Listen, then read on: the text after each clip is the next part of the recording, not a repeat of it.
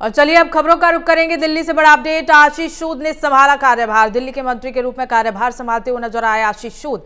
विकास के मुद्दे पर बोले आशीष सूद ने विपक्ष पर हमला बोला। बता दें कि कार्यभार संभालते ही आशीष सूद ने विपक्ष पर जमकर हमला बोला। विकास के मुद्दे पर आशीष सूद ने बयान दिया है।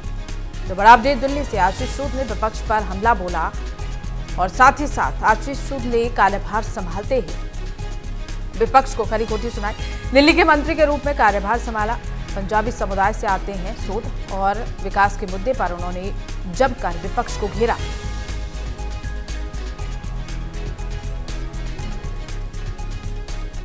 देखिए, दिल्ली में जो 10 साल के कुशासन का अंत जनता ने वोट देकर किया है, उसके बाद भारतीय जनता पार्टी की सरकार की जिम्मेदारी है, हम सब की जिम्मेदारी है कि हम नरेंद्र मोदी जी की गारंटियों को धरातल पर उतारें। और हम सब कृत संकल्प हैं।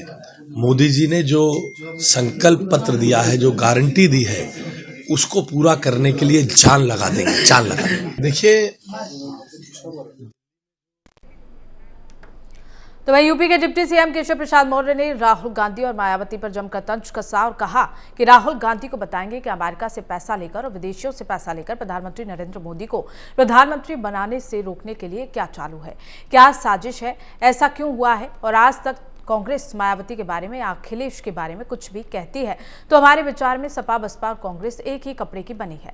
पहले ये अलग अलग लड़ाइयां एक साथ लड़े जाएं, कमल खिलेगा और सुशासन का विकास संभव है। डिप्टी सीएम केशव प्रसाद मौर्य ने कांग्रेस पर तंज कसा और साथ ही बसपा पर भी तंज कसते हुए नजर आए। उन्होंने कहा कि हमारे विचार में तीनों पार्टी ही एक कपड़े की बनी है।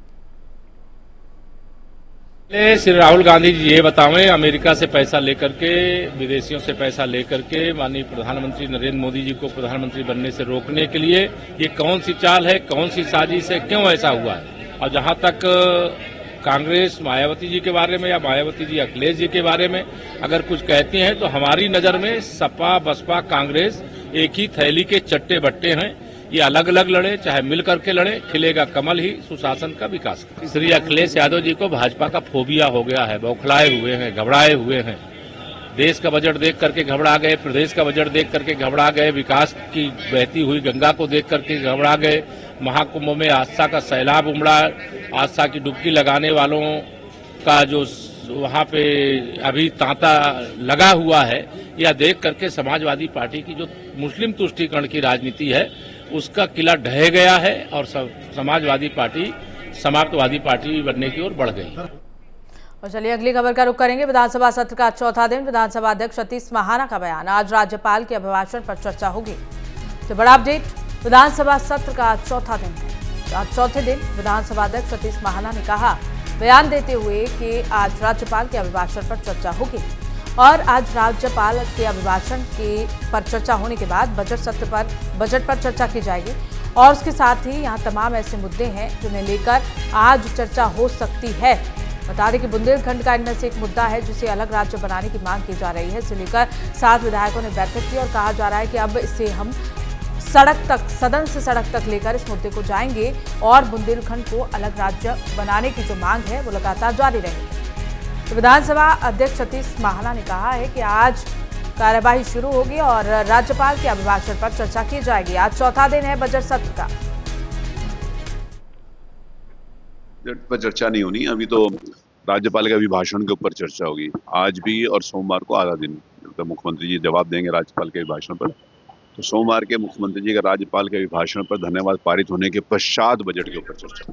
बसपा सुप्रीमो मायावती का एक्सपर्ट पोस्ट। मायावती का राहुल गांधी पर तीखा प्रहार। कांग्रेस को अपनी कमजोरियों पर ध्यान देने की नसीहत दी गई। दिल्ली उपचुनाव में कांग्रेस बीजेपी की बी टीम बनकर मैदान में उतरी, जिसमें पार्टी को करारी हार झेलनी पड़ी। मायावती ने एक्सपर्ट पोस्ट करते हुए कांग्रेस पर तंज कसा है। दिल्ली उपचुनाव में कांग्रेस बीजेपी की बी टीम बनकर मैदान में उतरी और जिससे पार्टी को करारी हार झेलनी पड़ी। तो बसपा सुप्रीमो मायावती ने एक्सपर्ट पोस्ट करते हुए राहुल गांधी को घेरा है।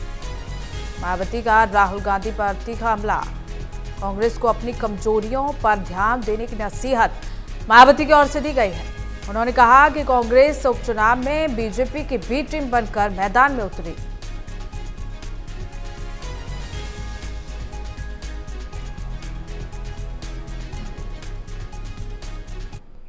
और चलिए खबरों में आगे बढ़ेंगे। 2 दिवसीय रायबरेली के दौरे पर राहुल गांधी बहुजन स्वाभिमान मंच ने किया विरोध। राहुल गांधी पर दलितों को गुमराह करने का आरोप लगाया गया। कांग्रेस नेता उदित राज के बयान पर माफी मांगने की मांग की गई। रायबरेली के लालगंज में पोस्टर भी लगाए गए। तो बड़ा अपडेट राहुल गांधी से जुड़ा हुआ। राहुल गांधी 2 दिवसीय दौरे पर रायबरेली पहुंचे, वहां उनका जमकर विरोध किया गया। कांग्रेस नेता उदित राज के बयान पर माफी मांगने की बात भी कही गई। रायबरेली के लालगंज में पोस्टर भी लगाए गए। तो 2 दिवसीय रायबरेली के दौरे पर राहुल गांधी पहुंचे हुए हैं। इस बीच उनका बहुजन स्वाभिमान मंच ने विरोध किया है। राहुल गांधी पर दलितों को गुमराह करने का आरोप लगाया गया है और इसी के साथ ही कांग्रेस नेता उदित राज के बयान पर माफी मांगने की मांग की गई। अगली खबर बिजनौर से है, जहां डीएम जसजीत कौर ने कई लाभार्थी पूर्वक योजनाओं का लाभ लेने के लिए आधार कार्ड की उपयोगिता के बारे में बताया और इसी के साथ ही संबंधित अधिकारियों को आधार कार्ड में त्रुटि या आधार कार्ड न होना भी एक समस्या बताया। जिलाधिकारी ने 5 साल तक की आयु के बच्चों के 100% आधार बनवाए जाने पर जोर दिया और जगह जगह आधार कार्ड जैसे नगर पालिका, नगर पंचायत और डाकखाना अन्य बिंदुओं पर चर्चा की और निर्देश भी दिए गए।